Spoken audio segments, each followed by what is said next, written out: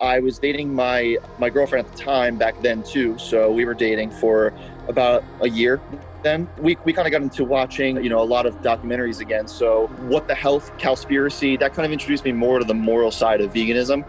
And I was following a lot of popular vegan YouTubers and slash influencers, whatever you want to say. So Brian Turner was one at the time that was really popular. And he kind of showed me they kind of showed me like vegan gains and stuff that you could be muscular and be vegan. So I was really interested in that. So I decided to make the change over to going fully vegan. And I was really worried at first, thinking that I'd lose muscle, get weaker. And so I dialed in all my macros, made sure I was counting my calories every day religiously on MyFitnessPal. And I ended up hitting like all new PRs for like squat, bench, deadlift, overhead press, weighted chin up, stuff like that. My lifts went up a lot and I was really stoked. So I was like, damn, I guess you can really do this thing on a vegan diet, Welcome to the Power Plant Body podcast. My name is Taylor and this show is focused on self-development. I found in my own life, as well as the lives of my clients that I've worked with, that it's human nature to focus on goals in one area of life, or maybe two areas of life if you're lucky, to the detriment of the other areas of your life. For this reason, there's a tool that I use with my clients called the Goal Wheel that is specifically designed to shed light on how you might be preventing yourself from living the fullest life possible. In a nutshell, the Goal Wheel is a circle drawn on a piece of paper that's being divided into 8 quadrants. The 8 quadrants are family and friends, romance, fun and recreation, health and fitness, finances, personal growth and spirituality, career, and physical environment. Basically, you give yourself a score between 1 and 10 for each of these areas of your life, and that allows you to see where you're excelling and putting your attention, but it also shows you the areas of your life that you're currently neglecting. The areas of life that we neglect are often the areas that we need to work on the most, and that's exactly why I started this podcast, to share insights from teachers who are experts in one or more of these areas of the Goal Wheel. Each interview is meant to inspire you to take action in one of those areas so that you can live a more fulfilled and balanced life. To get your hands on a free copy of the Goal Wheel PDF so that you can use it to create meaningful goals and take steps to achieve them, head over to powerplantbody.com/free-tools. You'll find a bunch of other free tools and resources there as well. My conversation today is with Ryan Rakes, or @TofuStrong as he's known on Instagram. Ryan is a true testament to what you can achieve on a vegan diet, because when he started out, Ryan was, in his own words, very skinny. Ryan shares his insights into his own training, how it's evolved over the years, and how he adapted his approach when gyms locked down. Ryan is also an online fitness and vegan nutrition coach, so I asked him about his methods for helping his clients achieve success with their fitness goals. He talks about his journey into becoming an online coach and how it's helped him connect and help people from all around the world. Before becoming an online coach, Ryan worked in film production. In fact, he's been working in video effects for many years and continues to use his skills to create short films, the most recent of which is called Vegan Predator. It's a hilarious spoof on the 80s action movie. Ryan's passion for veganism shines through in the interview, and at the end of our conversation, he teases a documentary about vegan animal sanctuaries that he's currently in the preliminary stages of creating.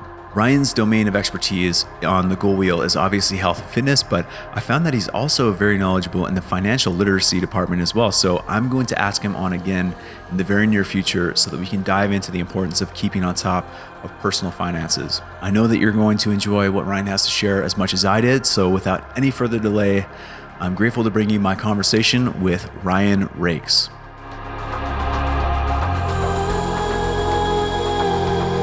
Well, hey Ryan, I appreciate you being on the podcast.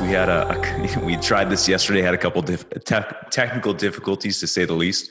But so I know you as Tofu Strong on Instagram. Most people know you as Tofu Strong. You got a pretty cool story about how you got into veganism. You've been in there for a while, and you're a filmmaker. All this stuff I want to get into in just a moment. But I'd love to invite you first, just to tell everybody who you are, how you came to become Tofu Strong, what you're doing right now.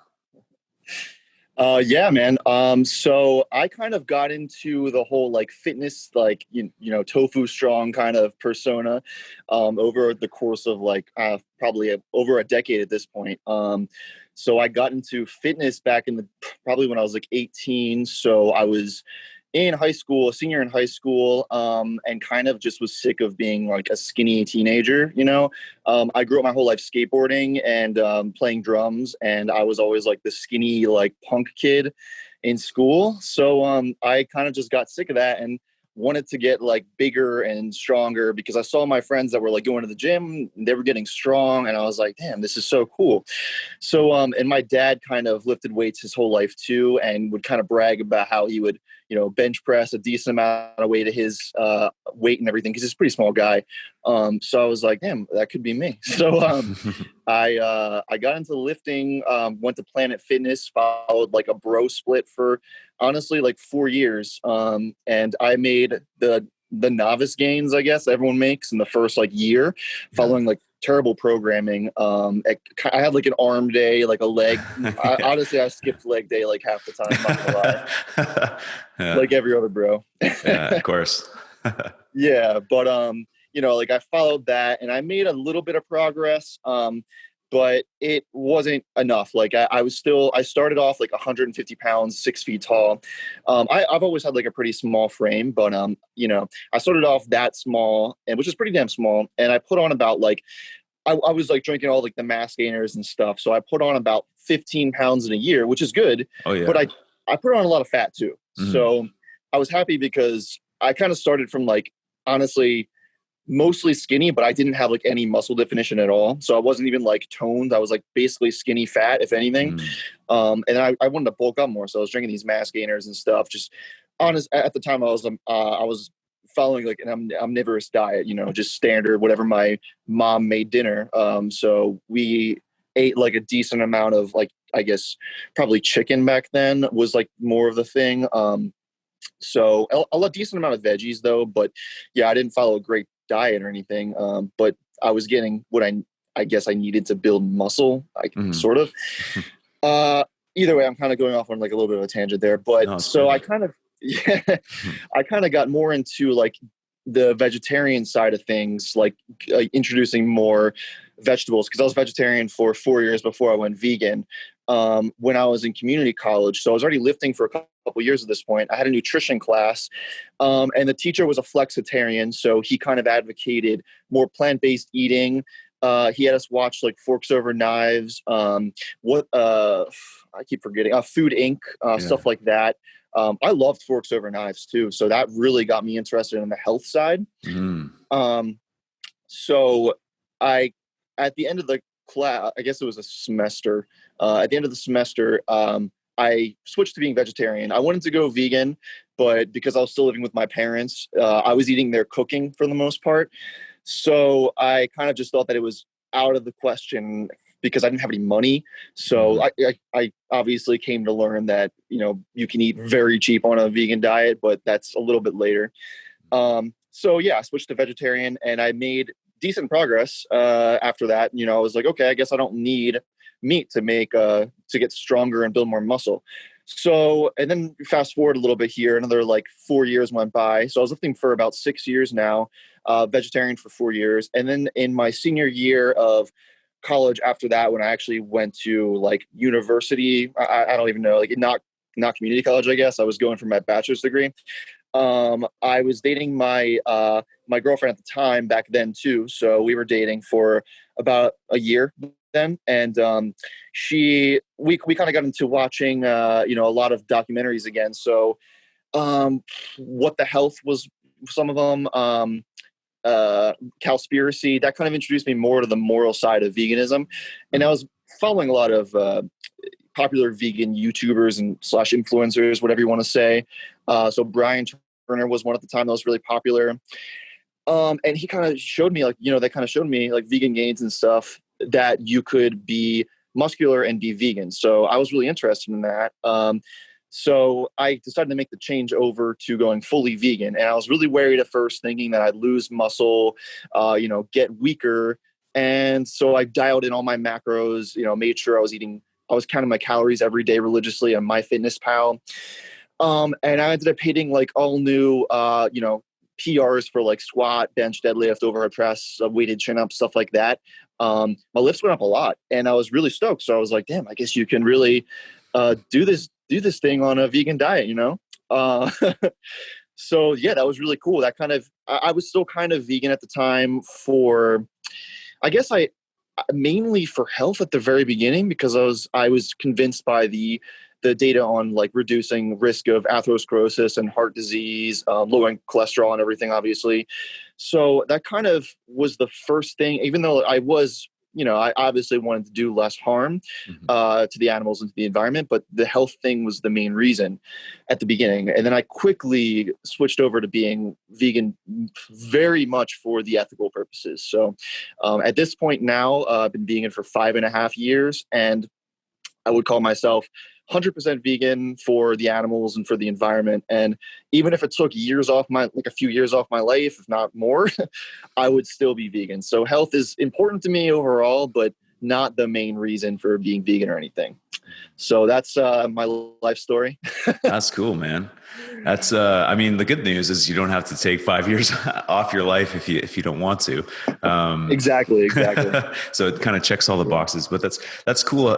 There's a lot of people who have a story like that where they find their way into veganism one way or the other, whether it's their doctor telling them that they need to lower their cholesterol, or they have potential for type 2 diabetes or something like that.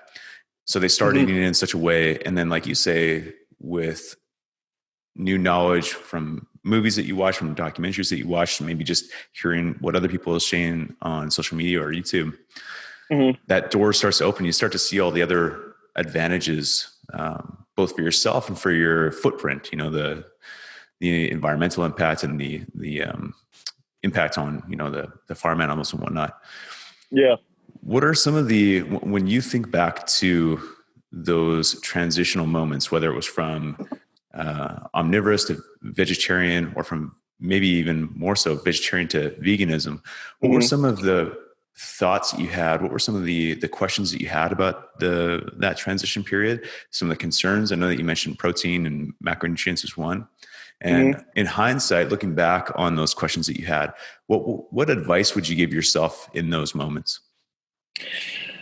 Yeah, so I was pretty so focusing more on like going from vegetarian to vegan. I was pretty good at that point with understanding nutrition and understanding, I was reading a lot of nutrition labels and stuff because I still wanted to avoid things like gelatin and like animal rennet, stuff like that. And like what is it? Like I don't know, anything from like bugs or anything like they have you know what I mean? Like Like the the dyes and resinous stuff. Yeah.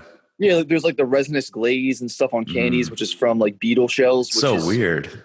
the weirdest thing ever. And I was Yeah. like telling my like my parents about it and my girlfriend when I first found out and stuff, and I was like, "Yo, do you know they're still putting like like stuff from bugs in Yeah. food? Like it's the weirdest thing ever." Yeah. Um, that's a whole nother topic though, man. um, so for like what I would tell myself back then, from what I would know now, first of all, I would definitely reassure myself that being vegan is in no way a drawback towards building muscle and strength.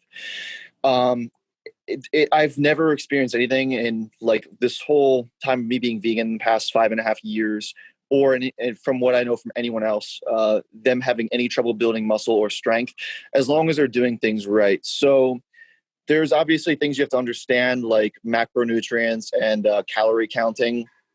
Um, I wouldn't even say calorie counting necessarily. It helps a lot to know exactly how much you're eating, Hmm. because calories are going to be like the most important thing when it comes to maintaining your weight, losing weight, or gaining weight, which a lot of Hmm. people actually still don't really understand. A lot of people think that if you cut out carbs or something, like if you cut out eating, well, first of all, they think that carbs are like donuts, Yeah. which is Yeah. like mostly Exactly. fat. Hmm. So, I think a lot of people need to understand that calories are going to be the most important thing for gaining or losing weight. I would probably stress that importance to me back then. And I would also say, like the plant protein, as long as you're getting enough of it, just like any protein, you're still going to build muscle just as well.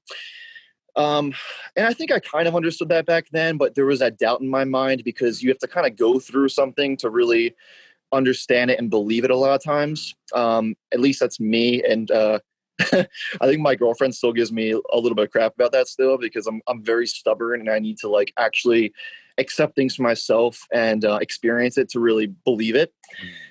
Um, but yeah, that's definitely a couple things I would stress. And I mean, yeah, even from back then when I first went vegan, I was already lifting for a long time, versus now, which is 5.5 years later, and my numbers are still going up, like albeit slowly. It's a very slow process at this point. I've been lifting for like Hmm. 12 years now.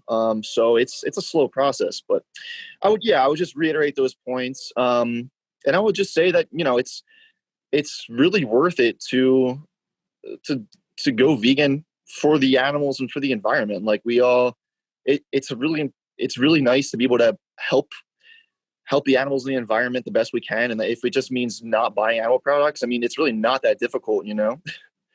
Yeah, it's the ease at which people can start to adopt a vegan diet has never been more. It's never been easier. Like I think back, 5.5 years ago when you went vegan, how many vegan options there were, how many vegan restaurants there were, and just in the last 2-3 years, it's kind of blown up. Oh yeah, And you're a testament to, I know that you're saying your gains are a little slower now. That happens with everybody, right? There's a bell curve. You get exactly. those newbie gains and then your gains start to drop off. But I think I saw you throwing up like 275 for reps on front squat the other day. And, like you're a solid, strong dude. So you're a testament to the diet. You're also a coach, right? I think I can't quite Yeah. see, but I think you have is that your company? Oh yeah. Yeah. Yeah. There you go. On your t-shirt there. So you're a Apex. coach. Yep. You help people achieve their fitness goals on a vegan diet as well. The Yep. types of clients that you take on, what's a typical goal for the client that reaches out to you? And what's a typical relationship that you forge through online coaching? So I'm a little newer to it. I've been doing it for about a year now. Mm-hmm. And I kind of considered it before that, but I always kind of doubted myself, to be completely honest, because I was like, oh, there are tons of people doing this. It's kind of like a saturated market, Mm-hmm. at least from how I saw it back then. And I was like, how would people really want to go to me to coach them? Even though I've been doing this for a long time, and I'm very confident that I know how to achieve results. But there's still that doubt in my mind, so I never really advertised myself or tried to follow that route. And I kind of I think I just posted something on Reddit. This is how I got into it. I posted like a transformation photo on Reddit, and it kind of reached me out to a new community. It was like the vegan fitness subreddit, Mm-hmm. and I got like good feedback, and people were messaging me asking if I would coach them and stuff. And I was like, damn, like I really never thought about doing this, like seriously, at least. So I didn't feel right. Charge. It's very. I really like the idea of helping people, especially if they're vegan, try to get in really good shape. Mm-hmm. So I figured if I could be that person to help them follow those goals, then I would love to do it. But I didn't feel confident, charging money or anything for something that I had very little experience with. I did. I did read like multiple personal training certification books, but I never got certified because I followed like a different career path. I work in video editing and kind of like just general digital video work in general. Like I did visual effects for a long time. But so I didn't want to, I wasn't really going to follow that route specifically, but I read the personal training books and I never got certified because I was like, well, I have to get recertified like every couple of years and like do the credits and everything. So I did that. But I wanted to know that I like understood the main topics in these books and everything and felt confident with them. So so I read them and I felt like I had a good base, but I didn't like, I'm getting back to where I was coming from. I didn't want to charge anybody for this at first. So I took on clients for free. I took on a few as like a trial run to see if I liked it and to see if I could really get these people good results. And if, they enjoyed it and they trusted me and everything, kind of just feel the whole process out. And it went really, really well. Oh, So nice. I felt great. Being able to, like, I think I kind of did like a 3-month trial run, and I just felt really great being able to help these people get in shape better. And I think like you would say, it depends on the client a lot. How motivated they are, how strict they are. That's the most important thing. But if I can be that person to kind of offer them, to be like a guide to them and to really motivate them and to give them good programming and nutrition advice and kind of give them good calorie goals and general info to follow and everything to reach their goals, then, that's great. I feel great about doing that. So I decided to keep doing it on the side. It's not like a huge thing to me. I only take on a few clients at a time just to make sure that I give them as much attention as I can, because I'm also working full time and have side projects too. But yeah, man, like it's been really awesome so far. So I really That's dig it. cool. I definitely want to talk about your VFX stuff in a moment, because I know you just released the Vegan Predator, which I'm super pumped to talk about. That's really Yeah. it's yeah. I don't want to give too much away, but there's two things that came up there that I thought was really interesting that you talked about with your coaching. The first one was that you weren't sure if people would be interested in having you as a coach, right? Yeah. Like that. There's that thought of imposter syndrome. I think a lot of people feel that in different areas of their life, whether it's in their professional career or their relationships or whatever. That idea of imposter syndrome. And I remember a friend of mine, and this is like 8 or 9 years ago, we were sitting around in a gym. We were all independent personal trainers, and we were sitting around in the little kind of area where the PTs hang out. And we looked around we were all just hanging out and talking to each other. We looked around at each other and kind of came to the realization that technically we were all in competition with each other. We're all independent, we're all independent personal trainers, but we're all really good friends as well. And my friend said it was, quite profound, was, technically we're in competition with each other, but nobody buys personal training from you because of your certifications or, how long you've been doing it or anything. Like no one cares what they buy personal training from you for is because they see you maybe from across a gym training the client, and they go, oh man, I really like how that guy's engaging with this client. I want that relationship with a trainer. Or they see you and they kind of identify themselves in you and see the potential that they could have expressed if they were to work with someone like you. So when someone sees you on Reddit and they see that their transformation, likely they see, oh, that could be me. And it's nothing to do with your certifications. That's that's kind of secondary. The thing that people want most is that relationship and to connect with someone that can help them, the mentor, the guide to get them there. Definitely. And I've noticed that a lot of personal trainers that I've seen in gyms and such, they have no idea what they're doing. Yeah. And like, it's a shame because, they kind of read these books and everything, and they go and they get it certified, and the gym looks in them and they're like, oh, these people must know what they're doing. They're certified. Yeah. And then, like, for example, I saw this one personal trainer trying to coach someone how to squat, basically. And long story short, the guy fell on his back and totally hurt his neck. And, man. He was walking around like holding his back and his neck and everything. And the personal trainer was just like standing there awkwardly. And I was just like, damn, this guy should have been having them do like box squats or something first, or anything, something. Yeah. You see all sorts of stuff. I actually just sent a video to my friend the other day where this woman was doing a deadlift, and her personal trainer was having her do a deadlift, and her whole back looked like an inverted C or an inverted U, I guess. And the cat back, the cat back. And she was just rolling this thing up. And he had one hand in his pocket and the other hand he had on the bar, kind of like spotting in the middle. Like this, just so, it's one of the most ridiculous things I've ever seen in my life. You saw this in person? No, it was a video I saw, and I share it with all my personal trainer friends because it's ridiculous.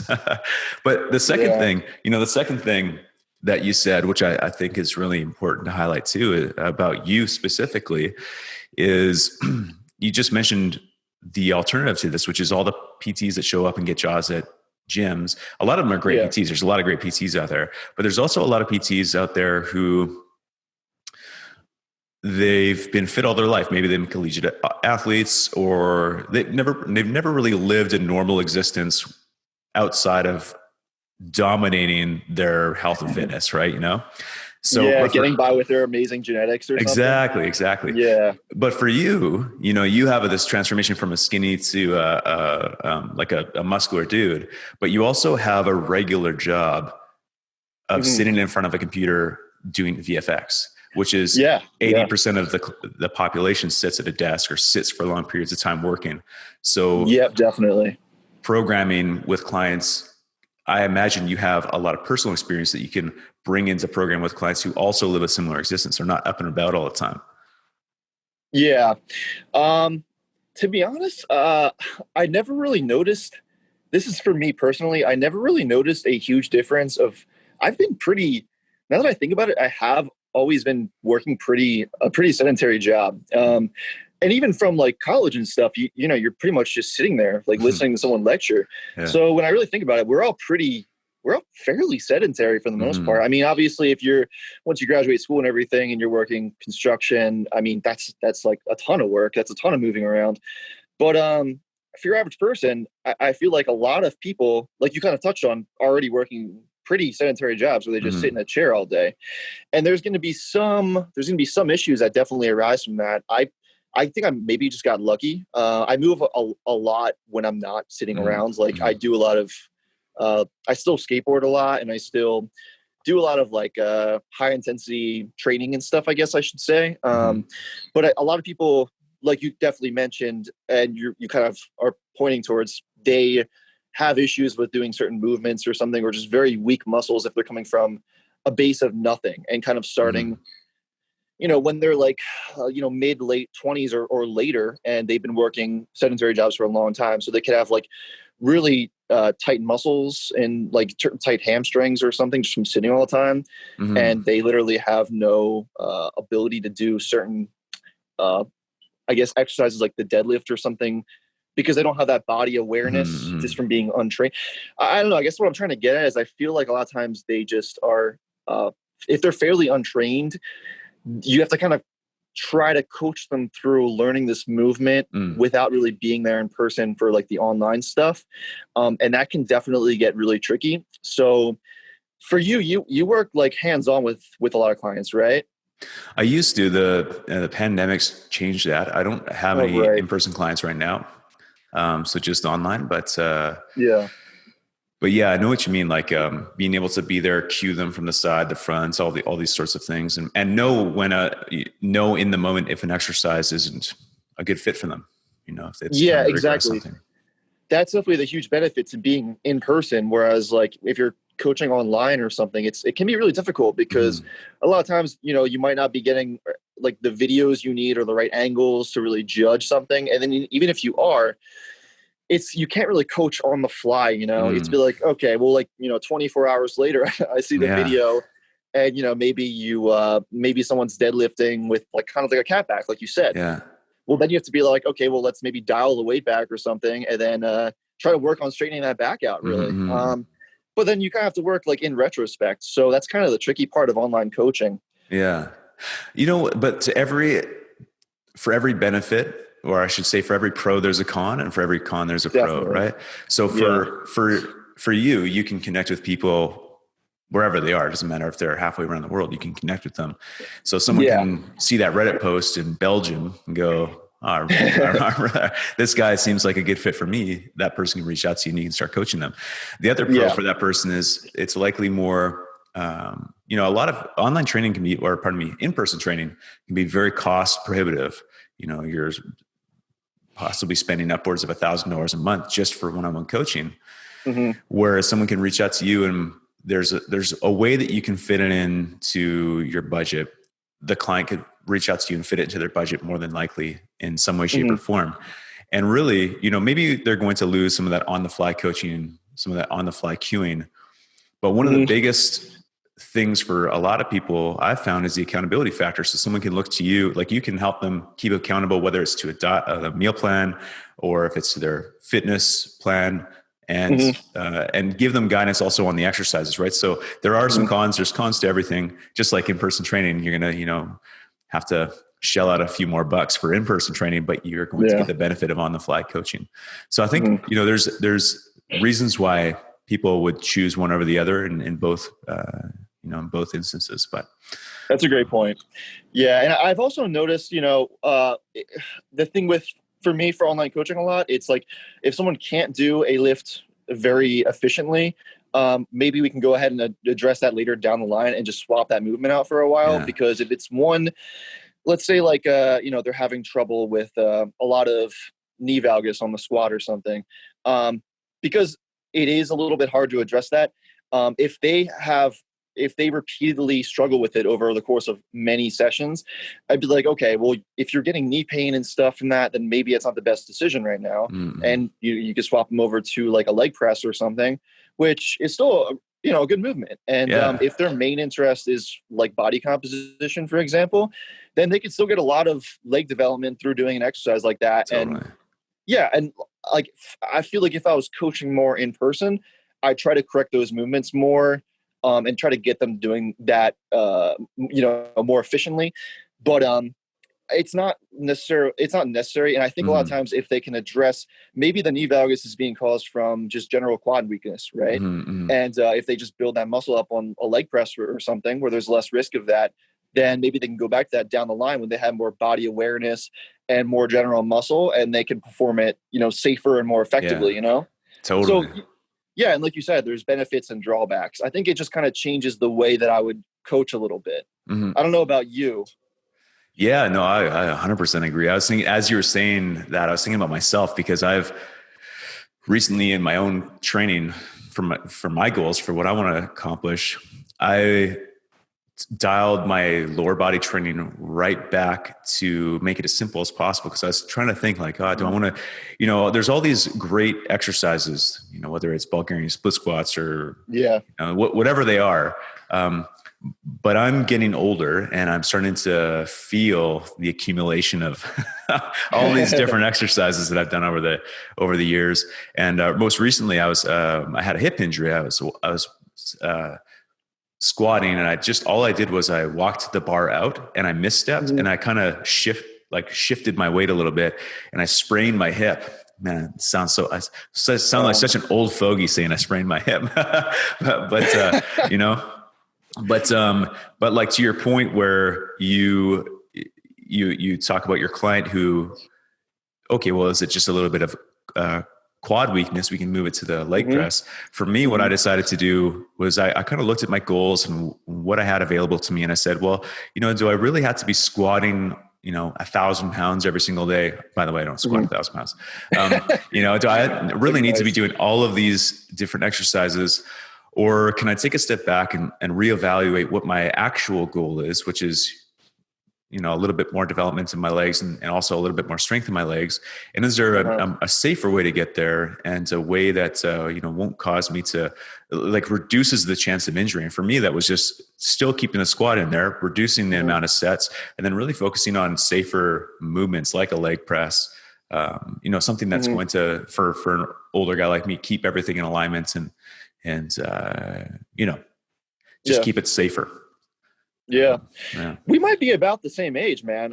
I'm just turned 30. Youngin. you look really young though. You do. I appreciate it. It's all a facade. I got all the Instagram filters and Snapchat filters on. No, I'm turning 36 this year. So, in a couple months, 36, but the thing is, dude, the power of the vegan diet though, man, I'm telling you, we're all aging better than most people. Yeah. Hey man, I appreciate it. It's all the same. So you're, maybe we could I'd be interested in learning a lot about your training. We talked about what you do with your clients. For you specifically, 2020 has been an interesting year. Everybody's training's kind of been changed up a little bit, but what do you do specifically for your goals? Like, what are your goals and how do you train for them? Yeah. That's a really good question.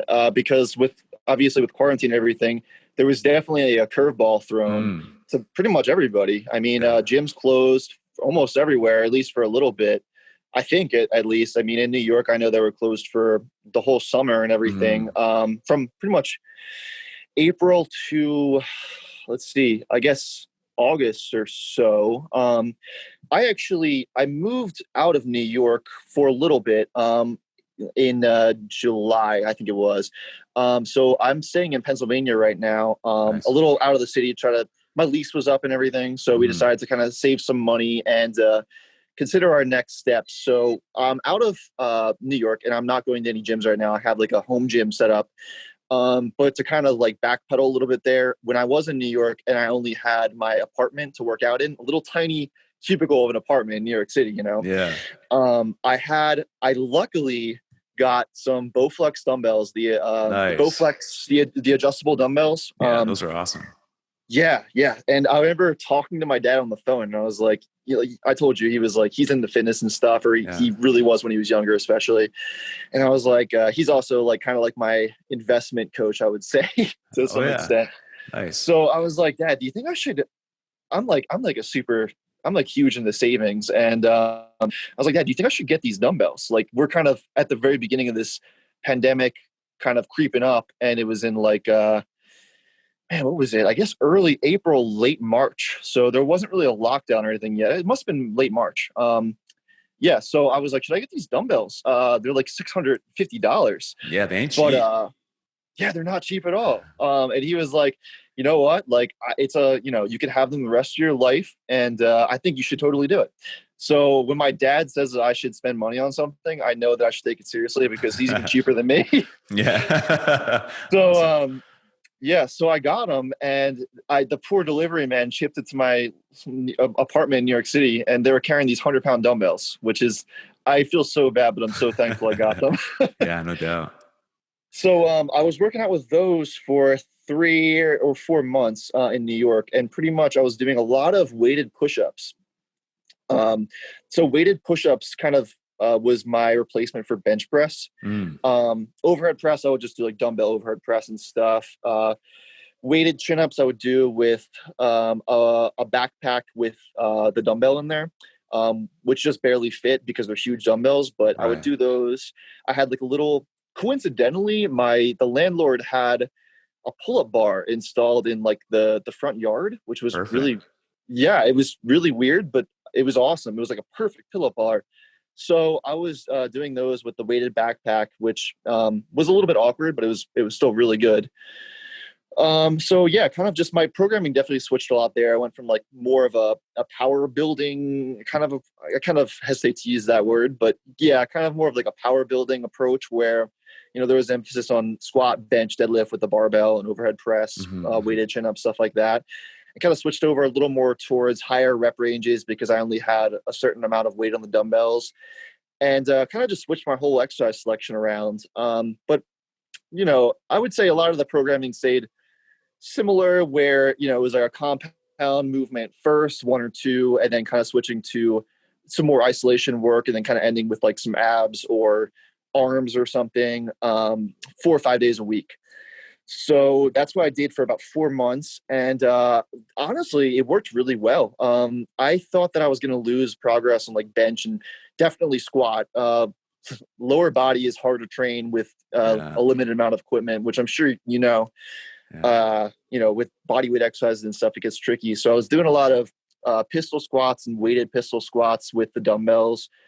And like, oh, I had resistance bands too. So I was like doing goblet squats with resistance Oh, bands. nice.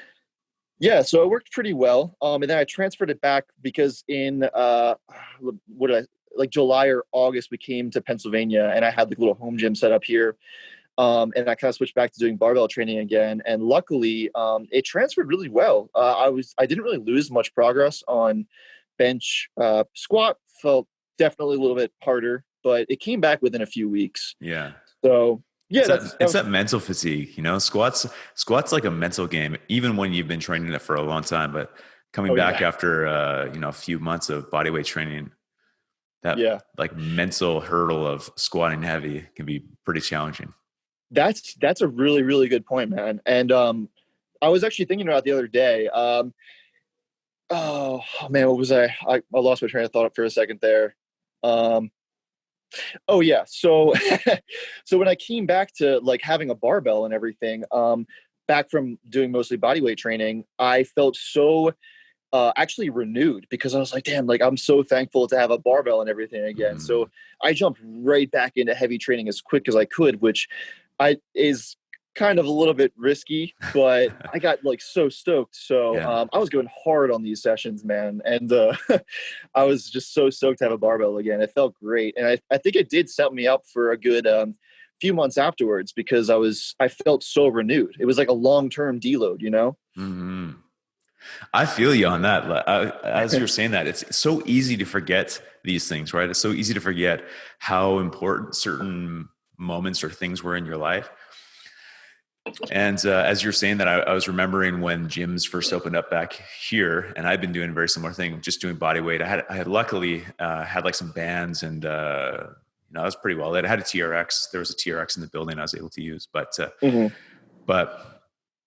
man, like after a while, it gets pretty boring. And then Yeah. gyms opened back up, and I was like, oh man, this is gonna be great. And it was like the biggest slice of humble pie I think I've ever eaten in my life, was getting back under the barbell. But just like you said, like that renewed feeling, and also wanting to not just a renewed feeling, because I think often you can get complacent if you're doing it for weeks and months on end, doing going into the gym, but realizing how therapeutic and also how important it is to have something that you're working towards, whether that's pushing a certain amount of weight, or looking a certain amount of way, looking a certain way or something.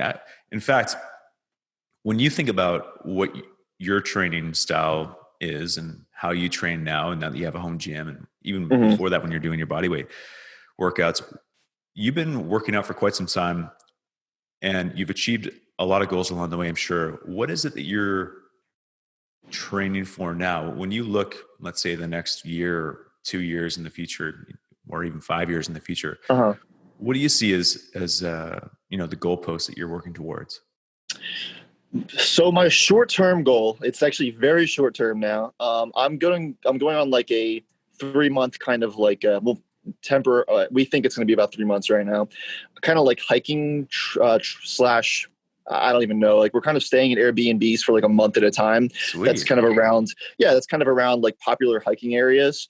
So we're going to be doing a lot of hiking and working remotely during the week, and on weekends we're going to hike and everything. So I'm excited about that. But I'm back to doing the whole dumbbell routine, like I was kind of just explaining, which is cool. I'm actually kind of excited about it, because I've been going so hard on the barbell training lately, and I've been honestly, it's been getting a little bit out of control, because my schedule is so flexible now too, with work, because I can, as long as I get the project done when it needs to get done, that's all that matters.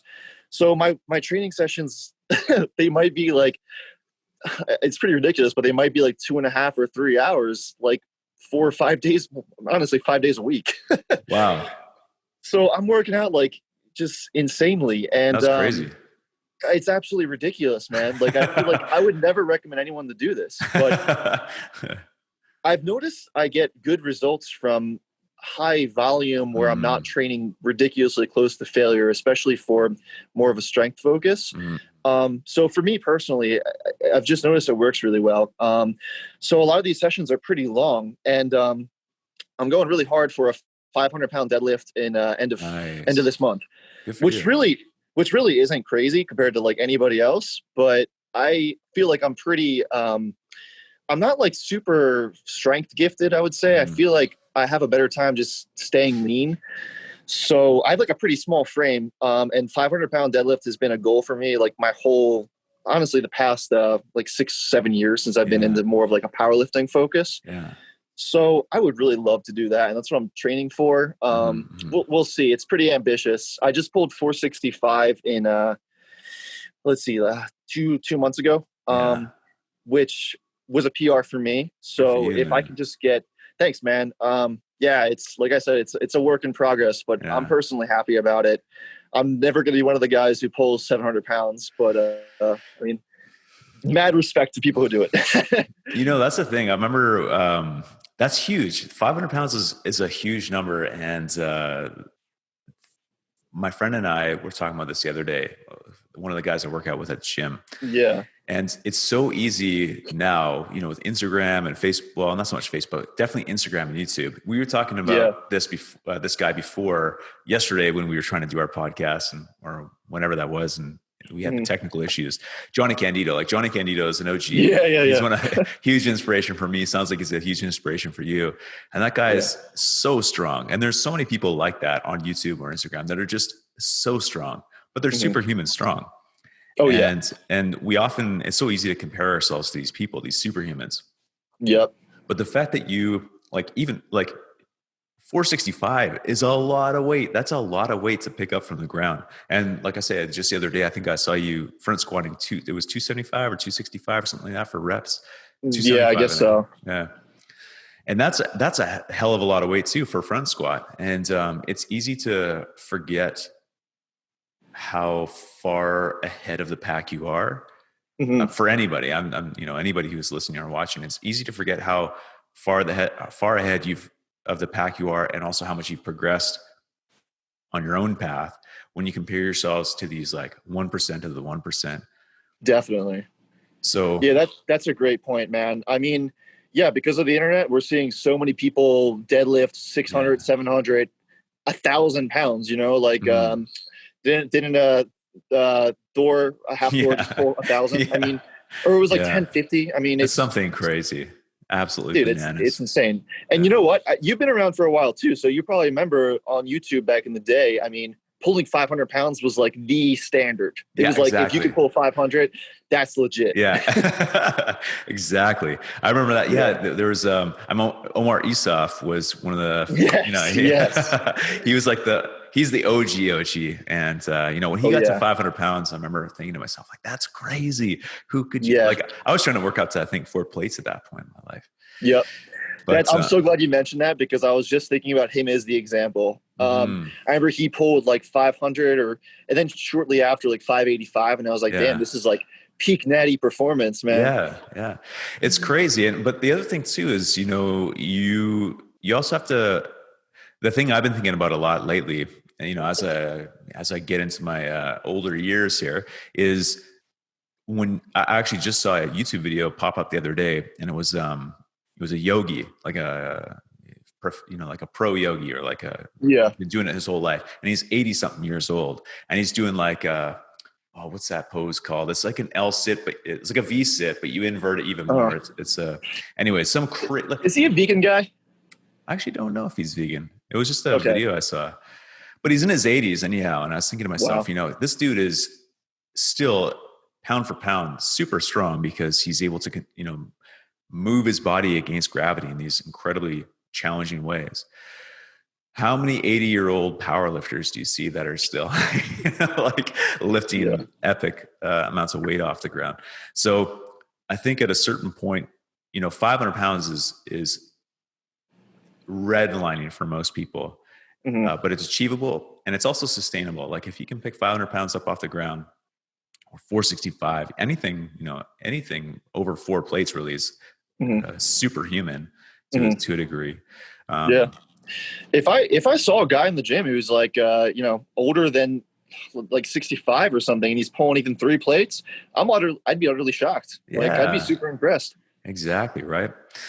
So it's all finding this balance, and also looking to people for inspiration on the internet, whether it's Johnny Candido, or I can never remember this guy's name. I follow him on Instagram, or I used to follow him on Instagram. He's vegan too, and he pulls like 760 pounds or something like that. Is it Marco Galindo Jr.? Yeah, yeah, exactly. I had him on my podcast Did you? before, and dude, super nice guy and just Yeah, insanely strong. that guy is a freak show. I can't believe how strong that guy is. Yeah, he damn Uh, near pulled 800 pounds in his last competition. I think that's he just something happened where he couldn't. He missed it for some reason, but it was like yeah, legit. So, yeah. guy's so strong. Yeah, what an incredible human being. Um, but again, like 1% of the 1%. So Oh yeah, looking at your own achievements and realizing how far you came, especially if you looked back when you started, it was 8 years ago, or no, longer than that, 12 years ago. 12 years ago yeah. you started Mhm. lifting. Yeah, Yeah, well, seriously lifting, but it was like the bro split for like 4 years, which the yeah. first year was good, and then the next three was a little sketchy. Imagine telling that dude though that you'd be picking 465 off the ground, like you probably wouldn't even think it was possible back then. I didn't even know what a deadlift was when I first Yeah, started. exactly. Yeah. There's no real easy segue into this, but I would love to hear more about this. So you mentioned that you're into VFX. You mentioned that you do production work on videos and whatnot. And Yep. I know about the Vegan Predator. I think that's in the most recent release that you put out, right? Yeah, a little side project, but yeah, that was the most recent thing that I've done pretty much. Awesome, man. Well, so if you could I just invite you to open the door to talk about that. What is it that you do in VFX? What are you Yeah. passionate about, and how are you bringing that to light through your social media or through any other channels that you have? Yeah. So we just finished that video. It's like a little spoof on the Predator. And Yeah. my friend and I, Julian, he goes by Plants Formed on Instagram. Hmm. He's another jacked vegan. We both work in visual effects. We went to school together. Nice. I kind of transitioned a little bit out of VFX lately into more video editing and motion Hmm. graphics, which Hmm. is like, flashy titles and stuff on screen, and obviously editing videos, how the client wants it. Hmm. But I transitioned a bit more into that recently. But I did VFX and VFX on-set supervision for shows and movies for about like 4.5 years. So we have and we went to school for it too. So both of us have a pretty good foundation for all that stuff. And we both love doing side projects. So we kind of talked about it for a while, and we were like, yo, we want to do like a Predator spoof workout video.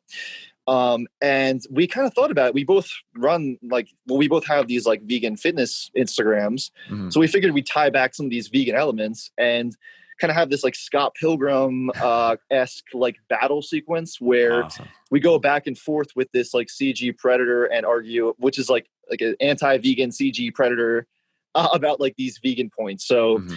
it honestly, one idea went into another, and we are both pretty obscure creatively, I would say. So we kind of we have like the Predator being like, oh, you can't build muscle on a vegan diet, or you can't get enough protein, and we'll go back and forth like these text blocks that shoot out and say, like all amino acids come Yeah. from plants originally, things like that. Yeah, Like that's awesome. essential amino acids come from plants, things like that. And it was a fun little thing. Yeah. Yeah, that's the ability that you guys have with your computers to produce effects that probably would have cost tens of thousands, or I don't even know how much it would have cost even 10 years ago. It's pretty incredible Yeah. to see the level of production you guys are able to put out there.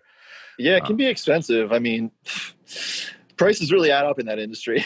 yeah, of course. Oh, but what I'm saying is that what you two are able to do in, for instance, like the Vegan Predator is Yeah, incredible that, you have the access to do that on your home. Well, I'm sure that you have a better rig than most people for computers at home, but surprisingly, not really. oh no, oh. It's a decent computer, Yeah, but it's not great for what I do, and I really should upgrade. But like I said, I just love being so frugal. So yeah. I'm stuck in the middle of spending more money or just sucking it up. But actually, this is kind of a side tangent here. The whole idea of the podcast, of course, is those quadrants of the goal wheel. Right now, we're primarily focused on health and fitness.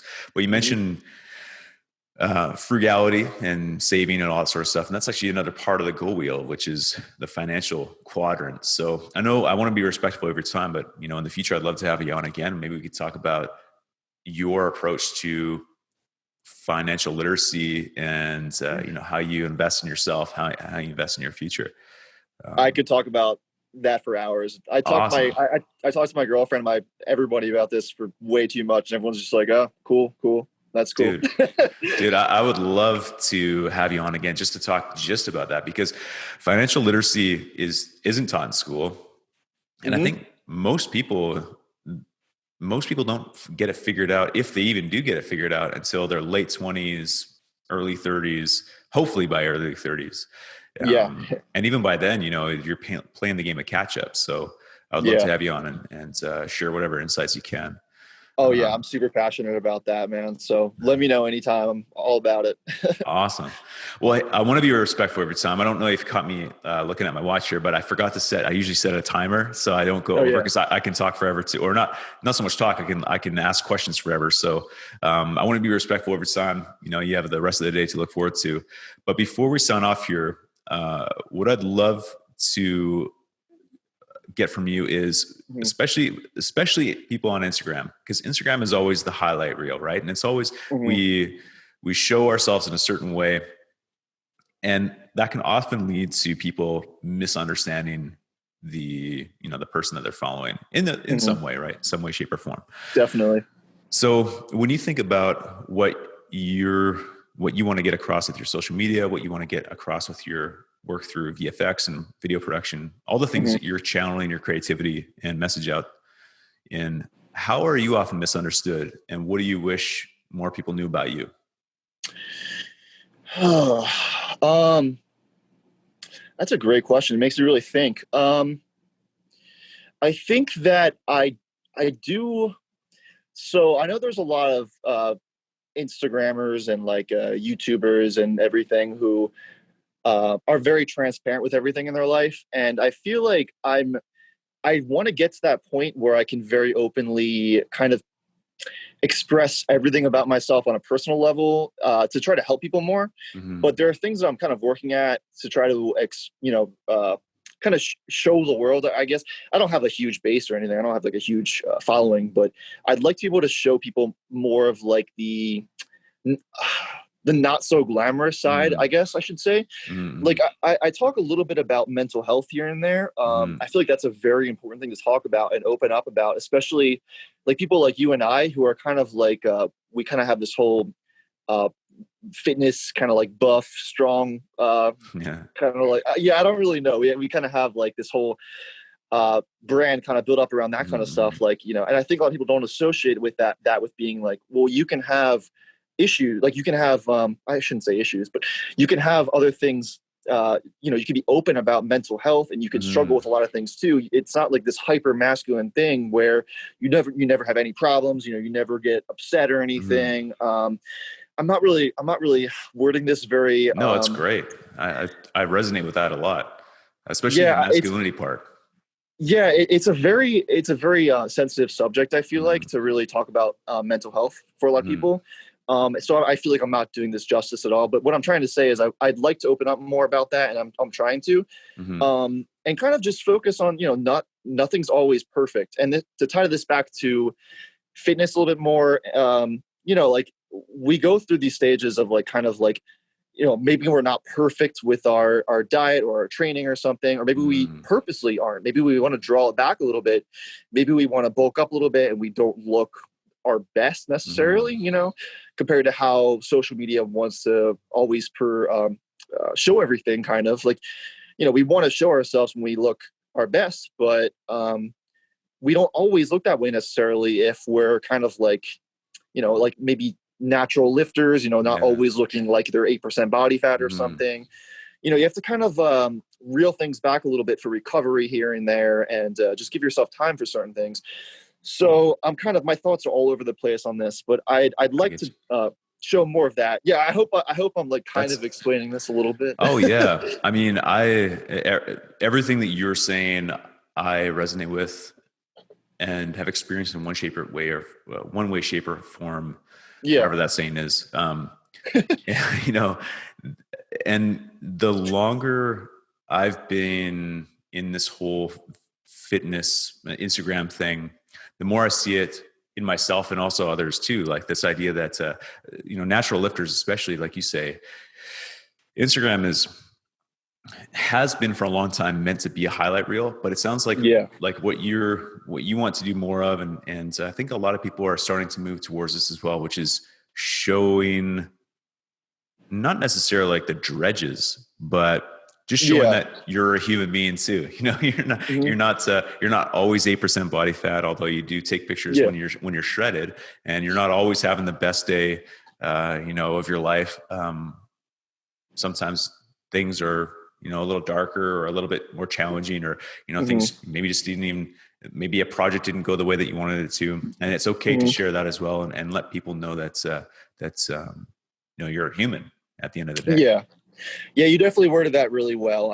I definitely agree with everything you said there. And the thing is that a lot of people don't understand when they look at people who are like, they only see online or something, for example, is that it is hard to show that side of yourself sometimes. Mm, Everyone, even the biggest, I don't know, like who's like a huge YouTuber, like PewDiePie or something, right? yeah. I don't really follow that too much, but someone like that, if they show like the more of the personal sides of them and like things that maybe aren't so great, they'll be judged by tons of people, and Mm, maybe it could be really negative, even though they're just human beings, and we all yeah. have issues we deal with. and I think it's something that should be normalized more, and that really takes more people talking about it, and Hmm. over time, less people judging about it. Dude, 100%. It's a beautiful way to put it. Well, Thank you Ryan, very much. I appreciate you, man. I mean, for anybody who's not following you, I definitely recommend going and checking out your Instagram. It's Tofu Strong, at Tofu Strong. Is there Yep. anywhere else people can check you out? You have a website. Your website is beautiful, by the way. I don't know who made your website, but it's gorgeous. Oh wow, that means a lot because I did have to learn how to do that using Yeah, a WordPress plugin yeah, for whatever it is, and it was a learning process. So that yeah. it means a lot. Yeah. So if people wanted to check you out, they're Tofu Strong on Instagram. Your website is yeah, Aethixfitness.com. yeah. So ethics like aesthetics, right? Like Yep. AE. Yeah, perfect. And then is there anywhere else that people can check you out? For your vegan predator video, they can go to your website. Is there any place else you'd like them to go? Yeah.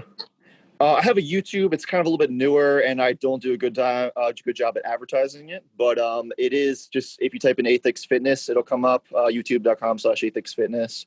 And I have a Twitter, which I'm just starting to try to post on. I am terrible with social media, but I'm trying. And that's just twitter.com/AethixF. I think it is. No fitness, just AethixF. Awesome. But yeah, that's pretty much it. Awesome. And so one thing that you told me about a little while ago that you're working on, I know it's preliminary and you're still working out the details, but a film that you want to make in the near future. Yeah, so this is very preliminary. We're just starting to think about it, but this is pretty much a lifetime goal. Mm-hmm. Within the next few years, I really want to make a documentary, like a full-length documentary on farm sanctuaries around definitely the USA. I mean, potentially more, but probably just the USA for budget purposes. That I'll basically go to all these farm sanctuaries and interview, the owners and the staff and everything about the whole process of rescuing these animals and taking care of them and bringing them back to health. Because a lot of times they rescue them and they come from factory farms where they don't, obviously they don't trust humans and they have a lot of health issues, like these animals that are bred for, making laying a lot of eggs or just their meat or something, they have just inherent issues with surviving, like chickens lay way more eggs than they actually should be able to, and that can lead to a lot of health issues. So I'd love to be able to go to these farms and interview everybody about, how the whole process. And I'd love to really cover the horrors of factory farming, just how bad it really is. And the connection that people can form with animals, especially these ones that grew up, they started their lives extremely oppressed, So that would be a project that I'd really love to do over the next few years. It's definitely going to take a while to plan it, and it's going to take some money. But, we'd road trip from farm to farm, basically, with my own camera equipment and everything. And it'd probably just be me and my girlfriend and maybe I don't even know, maybe a friend or two to help out on the side. But yeah, I'm starting to kind of make a preliminary list of places we can visit and potentially reach out to see if they'd be open to do this. But yeah, man, I mean, that's like my dream. That's what I really want to do. Just be able to advocate for veganism and for animals in the best way that I possibly can. Dude, that project needs to happen. That's such an awesome project. And what I remember from just a few days ago, I was interviewing the Ohm twins, Jillian and Eileen was saying that her boyfriend went vegan last year because they went to so he's been vegan for just over a year because they went to a farm sanctuary, like a sanctuary with all these animals. And he made that connection between, the puppy or the cat and this cow that has the same ability for compassion and empathy and emotional ability. Right. And, to bring that to a wider audience, I think would be such an incredible benefit to the vegan movement because it allows people to on a larger scale. They don't have to, if they don't have access to a farm to go to in their local area, they can watch a documentary like that and see just how much work goes into these farm sanctuaries to begin with. They're really a labor of love, but also definitely